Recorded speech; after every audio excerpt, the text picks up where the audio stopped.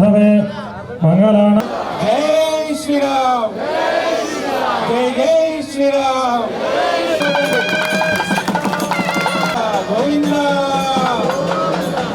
అబ్బాయి వారు వధువు గారు ఇద్దరు కూడా మాలలు మార్చుకుంటున్నారు. అందరూ కూడా రెండు చేతులు జోడించే రావిడిగా మన యొక్క చప్పట్లతో వారికి కృతజ్ఞత భావించడం.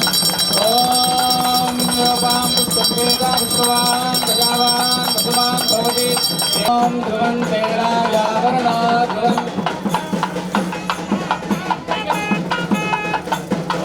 నమస్తే. శ్రీరామ నవమి పర్వదినాన్ని పురస్కరించుకొని సుమారు 40 ఏళ్లుగా హఫీజ్పేటలో బాలింగ్ గౌతమ్ గౌడ్ బాలింగ్ సత్తయ్య మెమోరియల్ ట్రస్ట్ ఆధ్వర్యంలో నవమి వేడుకలు అత్యద్భుతంగా సాగుతూ ఉన్నాయి. మనతో పాటు గౌతమ్ గౌడ్ గారు ఉన్నారు, మాట్లాడే ప్రయత్నం చేద్దాం. ముందుగా జై శ్రీరామ్. మీకు శ్రీరామ్ అన్న. జై శ్రీరామ్. సుమారు 40 ఏళ్లుగా శ్రీరామనవమి వేడుకలు చాలా అత్యద్భుతంగా నిర్వహిస్తూ ఉన్నారు. మీ నాన్నగారు ఉన్నప్పుడు నాన్నగారు కూర్చునేవారు, ఆ తర్వాత దాన్ని మీరు కంటిన్యూ చేస్తూ వస్తున్నారు.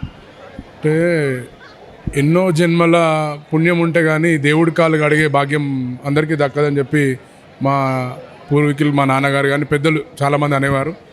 అదే అదృష్టం మా నాన్న బ్లెస్సింగ్స్ వల్ల ఈరోజు నేను గత 10 సంవత్సరాల నుంచి నేను ఈ కళ్యాణం జరుపుతున్నాం. ఇక్కడ హఫీజ్పేట గ్రామంలో వేలాది మంది భక్తులు, చుట్టుపక్కల కాలనీల నుంచి కూడా వేలాది మంది భక్తులు ఇక్కడ రావడం ఒక కన్నుల పండుగ జరుగుతుంది.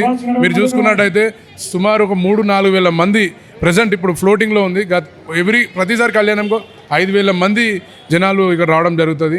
అది అంతా భగవంతుడి కృపా కటాక్షాలు మరియు మా నాన్నగారి బ్లెస్సింగ్స్ మాకు ఉన్నాయి. కాబట్టి గతంలో అంటే 1982లో మొదటి సర్పంచ్గా ఉన్నప్పుడు మరియు 89లో వైస్ చైర్మన్ ఉన్నప్పుడు ఇక్కడ గ్రామ ప్రజలు ఎక్కడో కాన్వెంట్లో కళ్యాణం జరుగుతున్నాయంట. అప్పుడు గ్రామ పెద్దలు చెప్పేవాళ్ళు. అంటే గ్రామ ప్రజలు ఆయన సర్పంచ్గా ఉన్నప్పుడు మా గ్రామ ప్రజలు ఎక్కడికి వెళ్ళొద్దు, అందరు ఇక్కడ కళ్యాణం చేయాలని చెప్పి ఒక సంకల్పంతో అప్పట్లో మా నాన్నగారు ఇక్కడ కళ్యాణం చేయడం జరిగింది. అది అప్పటి నుంచి ఆనవాయితీగా జరుగుతూ ఆయన కాలం చేసిన తర్వాత కూడా నేను 2012 నుంచి నేను కళ్యాణం చేయడం జరుగుతుంది.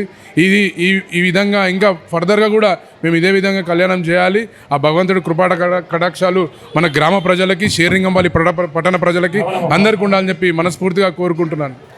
వాస్తవానికి చుట్టుపక్కల చాలా ఆలయాలు ఉన్నాయి, చాలా చోట్ల కళ్యాణ వేడుక జరుగుతుంది. కానీ బాలింగ్ గౌతమ్ గౌడ్ ఆధ్వర్యంలో చాలా అత్యద్భుతంగా జరుగుతుంది, శాస్త్రోక్తంగా జరుగుతుంది.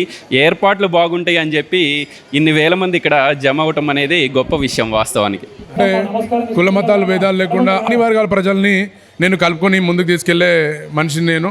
మాకు ఎప్పుడు కూడా ఒక కాలనీ, ఒక బస్తీ అనేది ఎప్పుడు ఉండదు.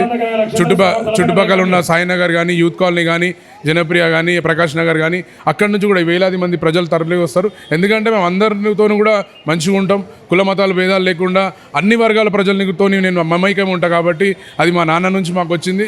అదే లెగసీ నేను ముందుకు తీసుకెళ్తా. రాబోయే తరంలో కూడా ఇంకా భగవంతుడు చల్లగా చూడాలి, ఇలాంటి కార్యక్రమాలు నాతో చేపించుకోవాలి. ఆయన చేపించుకుంటుంది కాబట్టి నేను చేస్తున్నాను. ఆ దైవ సంకల్పం నాకుంది కాబట్టి ఈరోజు నేను ఇంత విధంగా చేస్తున్నాను. అదేవిధంగా మా గ్రామ ఆలయ కమిటీ కానీ, మా హనుమాన్ యూత్ అసోసియేషన్ మెంబర్స్ కూడా నాకు చాలా సపోర్ట్గా ఉన్నందుకు వాళ్ళకు కూడా నేను కృతజ్ఞతలు తెలుపుకుంటున్నాను. వాస్తవానికి స్థానిక ప్రజలు బాగా సహకరిస్తారు. మీకు ఇంత పెద్ద కార్యక్రమం సక్సెస్ అవ్వాలంటే స్థానిక ప్రజల సహకారం అవసరం.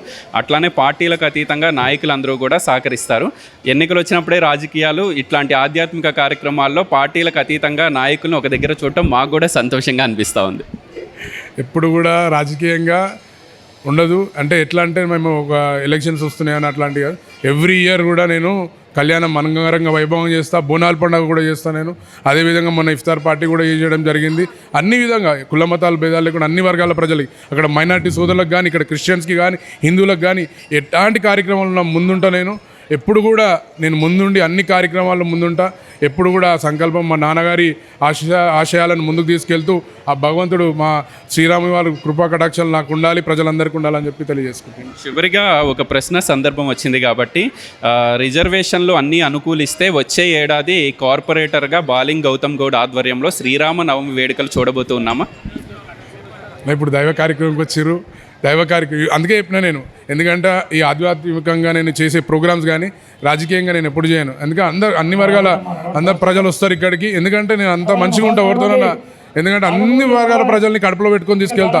అన్న అంటే నేను ఉన్నానే మనిషిని. నేను ఎలాంటి సమస్యలు వచ్చినా వాళ్ళందరి ముందుకు నేను వెళ్తా.